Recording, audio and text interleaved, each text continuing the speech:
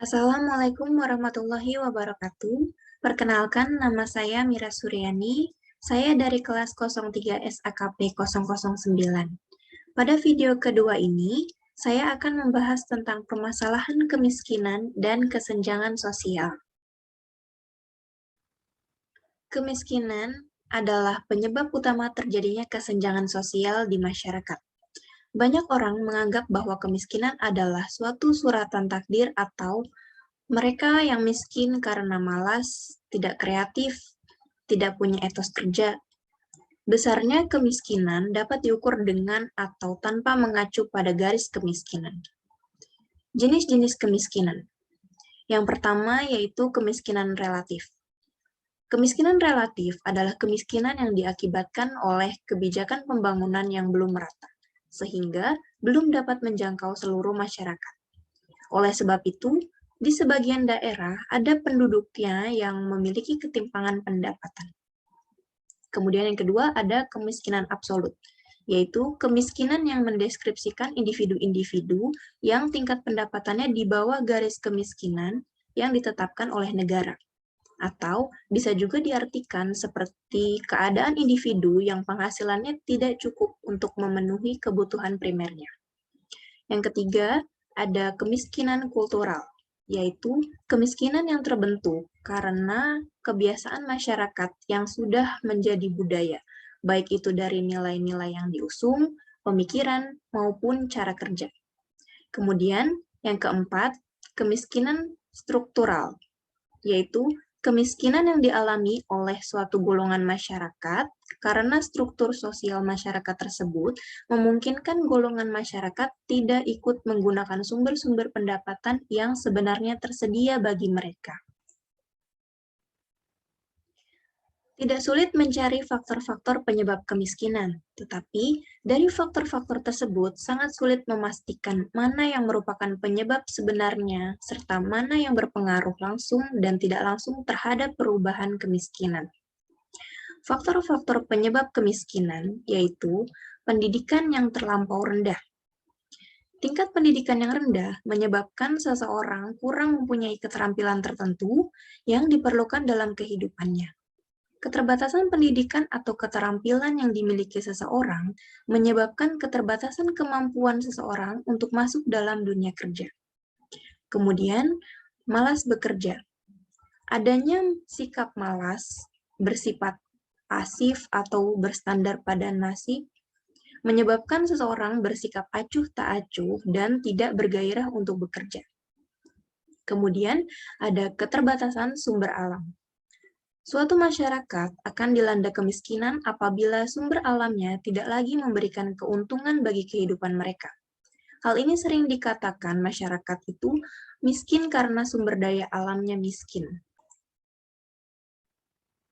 Lalu, terbatasnya lapangan kerja. Keterbatasan lapangan kerja akan membawa konsekuensi kemiskinan bagi masyarakat. Secara ideal, seseorang harus mampu menciptakan lapangan kerja baru, sedangkan secara faktual, hal tersebut sangat kecil kemungkinannya bagi masyarakat miskin karena keterbatasan modal dan keterampilan. Lalu ada keterbatasan modal.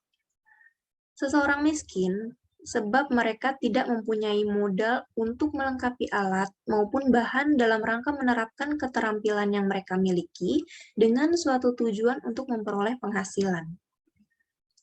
Kemudian ada beban keluarga. Seseorang yang mempunyai anggota keluarga banyak, apabila tidak diimbangi dengan usaha peningkatan pendapatan, akan menimbulkan kemiskinan, karena kemiskinan banyak anggota keluarga akan semakin meningkat tuntutan atau beban untuk hidup yang harus dipenuhi. Kesenjangan sosial semakin hari semakin memprihatinkan, khususnya di lingkungan perkotaan. Memang benar jika dikatakan bahwa yang kaya semakin kaya dan yang miskin semakin miskin. Hal ini jelas-jelas mencederai rasa keadilan serta bertolak belakang dengan kebersamaan dan kesetaraan sosial. Akibat dari kemiskinan ini meningkatnya kesenjangan sosial. Kesenjangan sosial adalah sebuah fenomena yang terjadi pada masyarakat Indonesia dan masyarakat di dunia yang disebabkan oleh perbedaan dalam hal kualitas hidup yang sangat mencolok.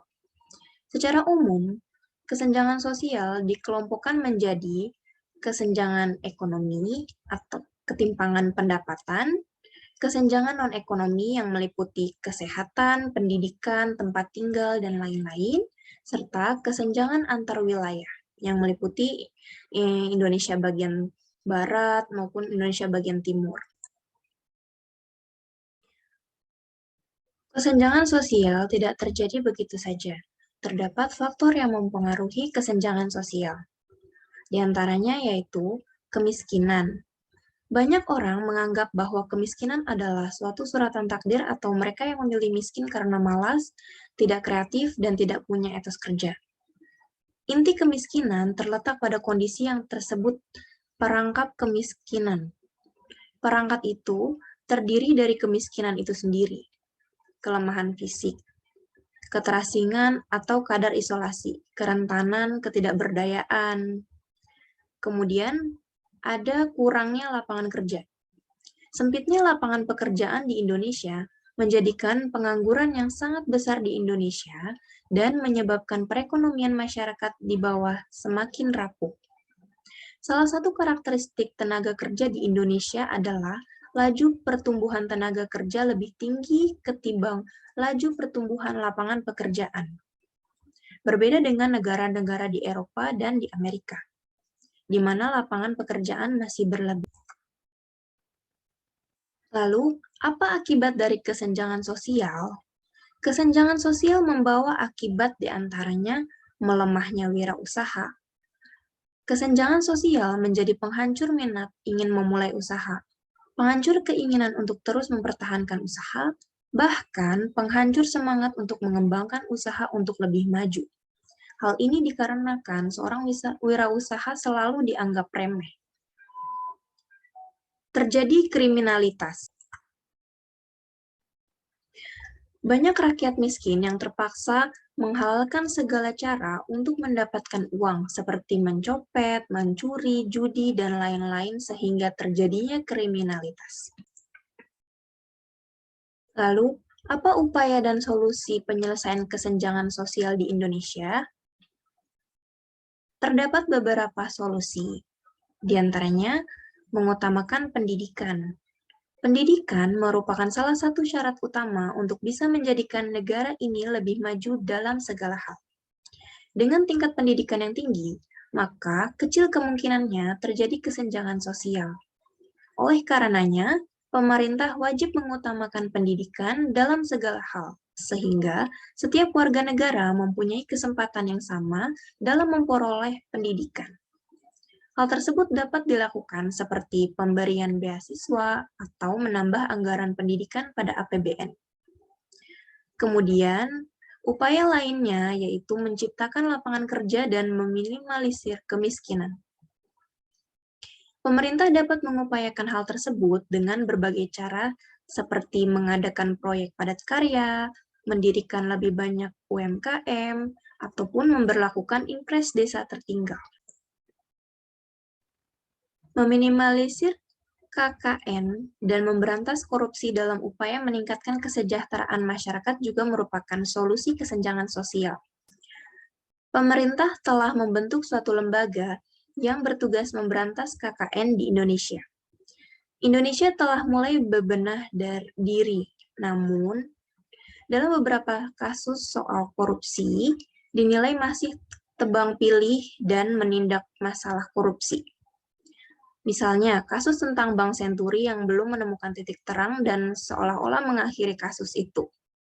Pemerintah harus selalu bebenah diri karena dengan meminimalisirkan KKN yang terjadi, mampu meningkatkan kesejahteraan masyarakat dengan dana yang ada. Kemudian, meningkatkan sistem keadilan di Indonesia, serta melakukan pengawasan yang ketat terhadap mafia hukum. Masih banyak mafia hukum merajalela di Indonesia. Semakin membuat kesenjangan sosial di Indonesia makin mencolok. Inilah upaya-upaya yang dapat dipaparkan dan diharapkan mampu menyelesaikan kesenjangan sosial yang ada di Indonesia. Sekian pembahasan dari saya, kurang lebihnya mohon maaf. Wassalamualaikum warahmatullahi wabarakatuh.